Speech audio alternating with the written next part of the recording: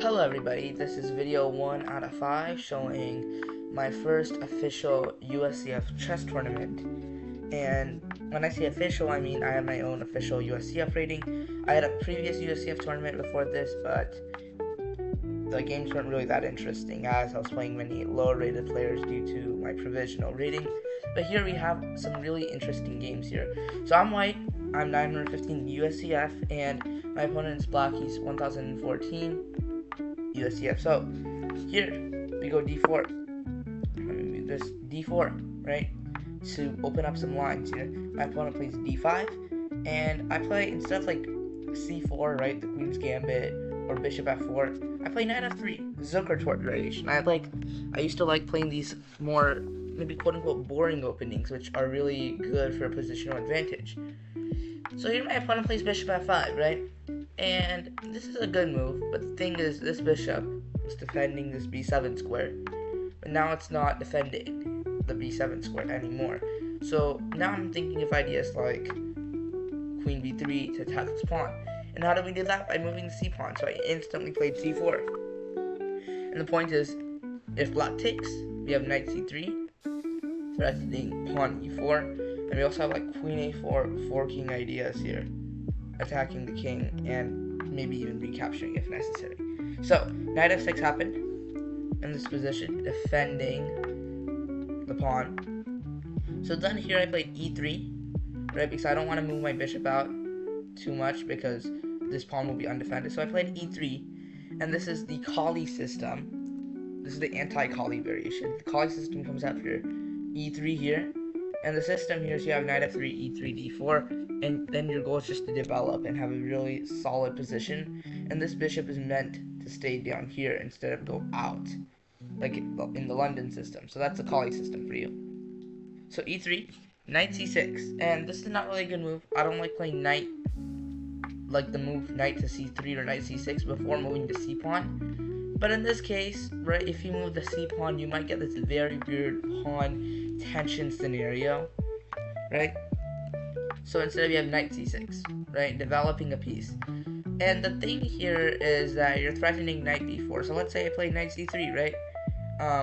Here they have knight b4 here, and there's no way to stop this fork on c2. If you look at the eval valor here, yes, you do have moves like queen a4 check, right? I'm only knight c6. But in the near distant future, right, if you play knight c3, you will get knight b4. So that's why instead of this, I played a3 to prevent knight b4. And you know, it's a thing called prophylaxis. It's to prevent your opponent from getting any threats here. And here, you can play knight c3, that's fine, but I don't want to deal with this knight b4 with queen a4 check. And I want to get my queen in a very awkward position because I don't want my queen to be out early, right? Like, obviously, I have knight c6 here, and then you might come up with something cool like maybe taking bishop b5, maybe c5, bishop b5, putting pressure, maybe even like knight e5 here, right?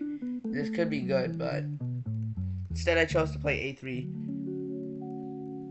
to prevent this knight b4 move, this prophylaxis move a3. And another example of prophylaxis is, for example, when you play e4, e5, knight f3, knight c6, bishop c4, h6 here.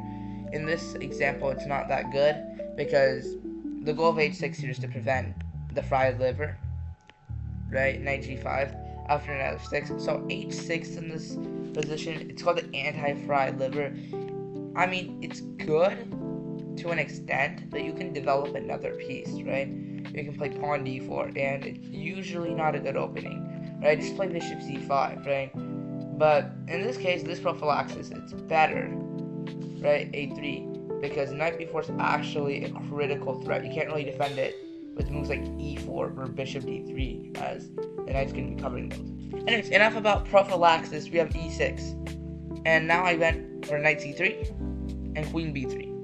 Right, he is trying to castle, but I'm like, no, you ain't castling, because if you castle, you get queen takes b7, attacking this knight here. So you can't really kick it out, and then you have to like really kind of, the only move here really for the knight is knight a5, right? And then after that you have like queen a6 really. Or like if you have queen d7 here, you could just like retreat your queen and you win a pawn, right? So here in this case, this is the move which kind of cost my opponent here, b6. And I mean, at face value, this is a good move, right? b6, right? It stops that queen b7 threat, right?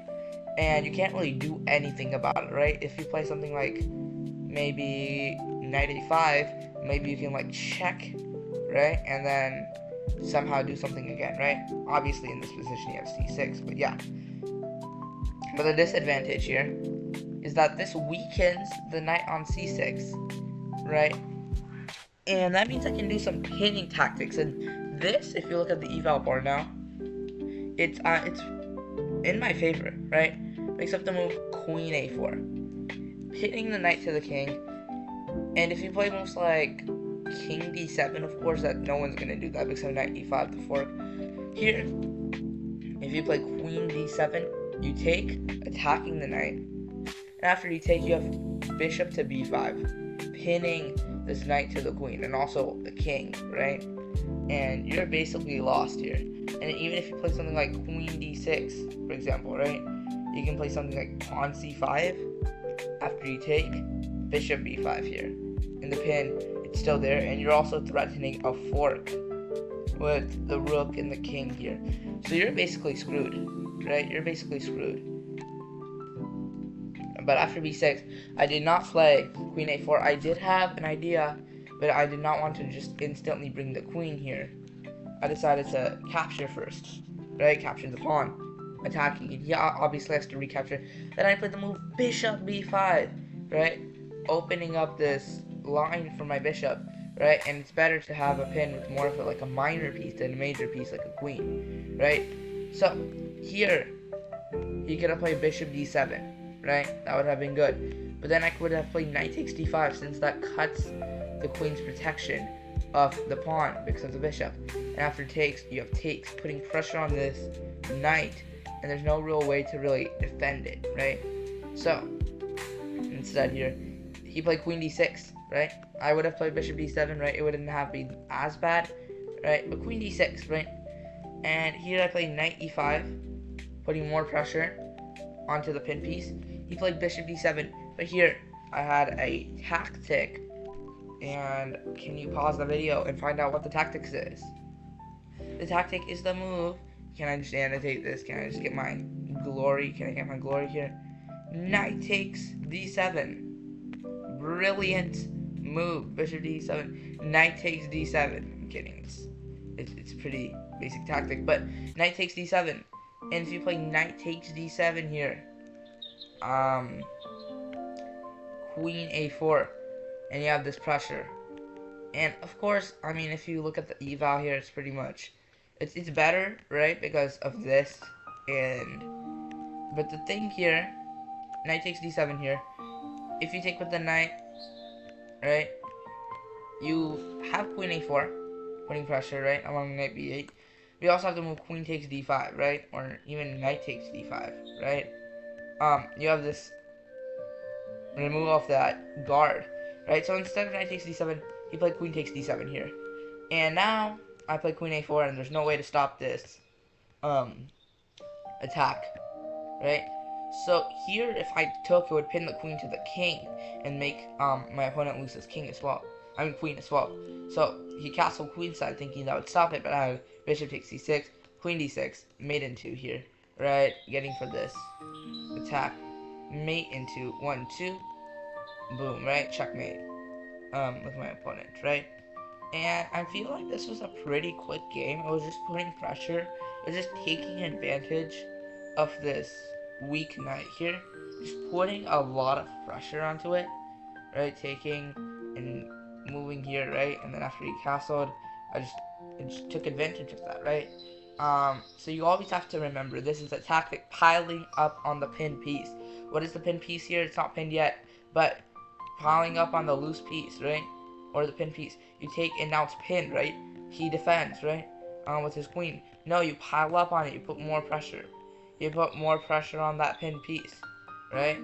You take, right? Remove that defender, and put even more pressure onto that pinned piece. Right? If you had any takeaways from this, pile up on the pin piece, put pressure on the pin piece, put PP on the PP. Don't take that out of context. But if you look at this position, book moves, right? And if you really go here, this is the thing, this is the main thing here. Of course, Queen A4 was better here. And Queen D6, right? Of course, Bishop D7, right? And again, see, this is the only move which would have kept the advantage, right? If you play Knight takes C6, for example, in this position, it would have been like a very even position after takes. It would have been a very even position here, right? With Bishop D2, Rook C1. But no, don't be like, oh no, I can't do this. Remove that defender. Remove that defender. After taking, right?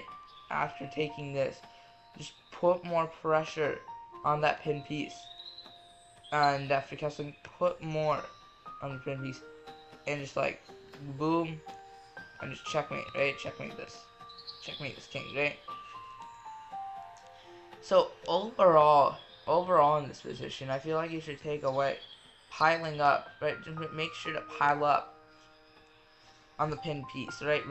Practice puzzles, practice tactics. Not just about pins, but about like skewers, about forks, right? Because pins, they're the most important tactic, and then those are the easiest ones to fumble. Forks, it's just you fork one piece A and piece B, and then you take one of the pieces. Like skewers, you check and then capture the free material. Pins, it's a bit more complicated. You know, you gotta practice. You have to lock in about those pins. Thank you guys for watching, and goodbye.